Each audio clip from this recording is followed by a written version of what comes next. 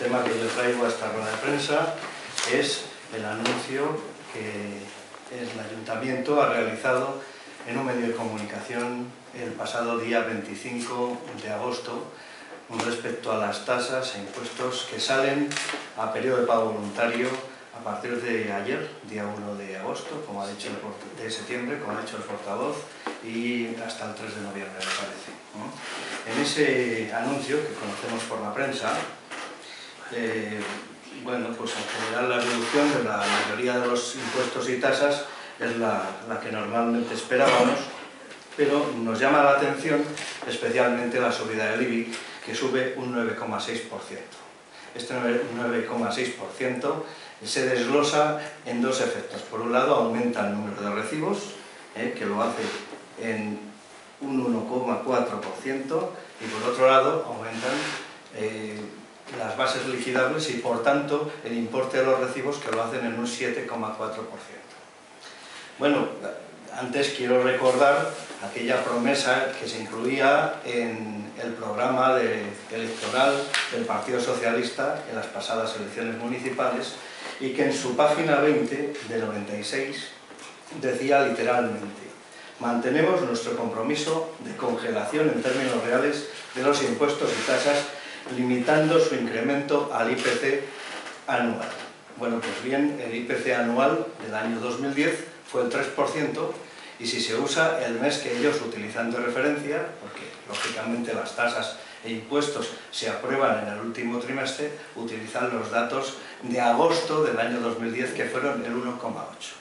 Es decir, que hemos visto que el equipo de gobierno ha subido los impuestos un 7,4%, es decir, 4,4 puntos más que lo que subió el coste de la vida durante el año 2010. Y si cogiéramos el otro índice de agosto, pues serían 5,6 puntos más. ¿Cómo se produce y por qué se produce este incremento? No es que el equipo de gobierno haya aumentado el tipo de gravamen del IBI, que está en el 0,745%. No, perdón, 475%. No, lo ha mantenido fijo, pero me imagino que recordaréis todos que en el año 2009 tuvo lugar una actualización del catastro de Segovia, según la cual los valores catastrales de las viviendas y locales y naves subieron una media del 80%. Entonces, la normativa por la cual se hace esa subida tan importante permite prorratear en 10 partes, es decir, la 10ª parte cada año entre el 2009 y el 2019.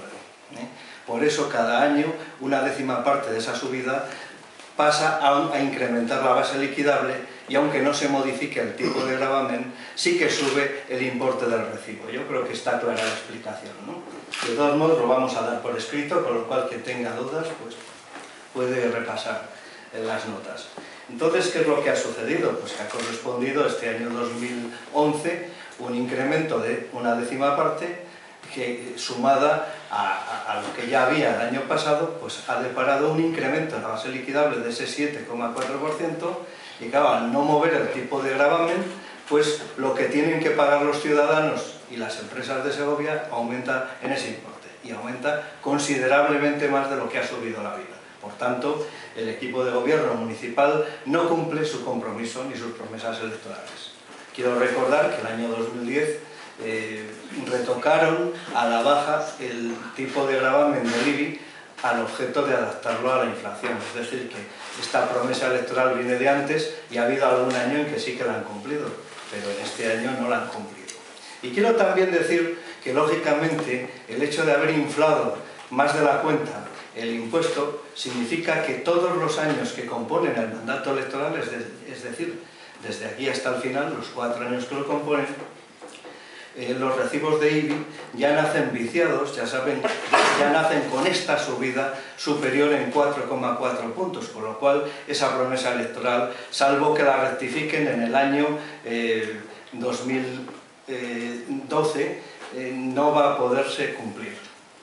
Bueno, el impacto de todo esto es que los ciudadanos y las empresas segovianas van a tener que pagar 854.000 euros más que los que pagaron en 2010. Yo aconsejo a los ciudadanos y a las empresas que miren sus recibos del IBI y que los comparen con los del año anterior para asegurarse de que lo que estoy diciendo es verdad.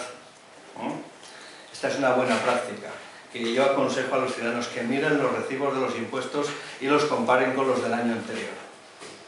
De esos 854.000 euros, 500.000 se deben a ese exceso de tributación por encima del coste de la vida que se ha practicado. Es decir, $500.000 de euros ha detraído el ayuntamiento a familias y empresas segovianas.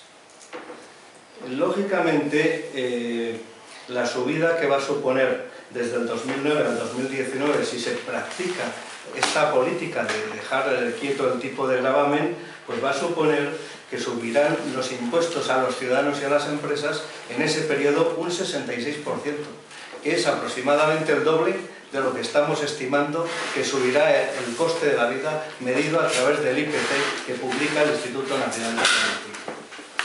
Bueno, esta es una práctica que yo creo que no es una gota, que no es una excepción, sino que forma parte de una dinámica habitual desde en los últimos 8 años, desde que está este equipo de gobierno.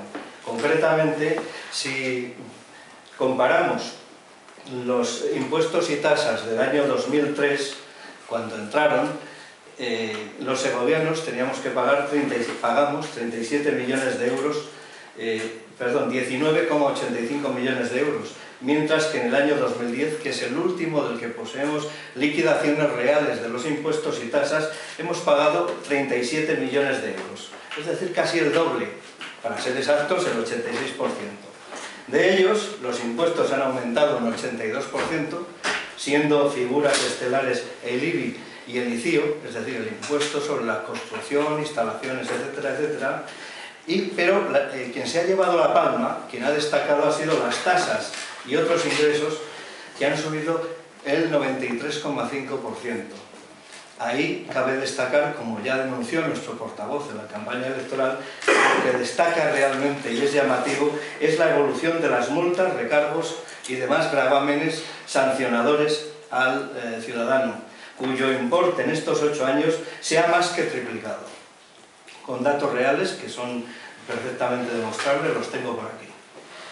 Bien, esta política fiscal, como pueden comprender, perjudica a todas las familias, ya sean propietarias de su vivienda o de su alquiler, porque saben ustedes que normalmente cuando un propietario le sube la contribución, esa contribución la repercute a los inquilinos. Luego podemos concluir que el ayuntamiento, el equipo de gobierno, ha perjudicado a toda la ciudadanía, a todas las familias, no solo a los que sean propietarios de viviendas. Y también ha perjudicado al tejido empresarial, puesto que los negocios se hacen en locales comerciales y en naves industriales, que todas han sido objeto de esta voraz subida de impuestos. Yo creo que una fiscalidad moderada, y así lo defiende el Grupo Municipal Popular, es uno de los factores esenciales para el fomento del tejido empresarial y, por ende, para crear empleo. Al equipo de gobierno se le llena la boca de hablar de que su principal objetivo es el empleo. Yo no sé si con esos concursos, cuyo premio son 2.000 euros a quien los gana, y con esos cursos de formación a actividades marginales, ellos piensan que se va a fomentar el empleo. Nosotros nos parece que el empleo se crea en las empresas y desde luego a las empresas hay que darles unas condiciones fiscales de abundancia de suelo empresarial, de facilidades a la hora de hacer trámites, no poner obstáculos, como hemos conocido que ha sucedido con algunas empresas del gremio de hostelería y sus terrazas, etcétera, etcétera. Podríamos hacer aquí un análisis, pero lo dejaremos para después, para otra ocasión. Nos parece, sinceramente, que la actuación en el tema de la economía y de la fiscalidad llevada a cabo por el equipo de gobierno no beneficia a la economía de nuestra ciudad. Bueno, terminar deseando que estos vaticinios que he hecho no se cumplan y que el año que viene, 2012, el equipo de gobierno rectifique y ajuste los tipos de gravamen para recuperar esos 4,4 puntos de más, porque sería la única forma de cumplir su promesa electoral y de no haber, por tanto, engañado a todos los sevillanos. Si tienen alguna duda, estoy aquí a su entera disposición. Buenos días. Como ha dicho nuestro portavoz,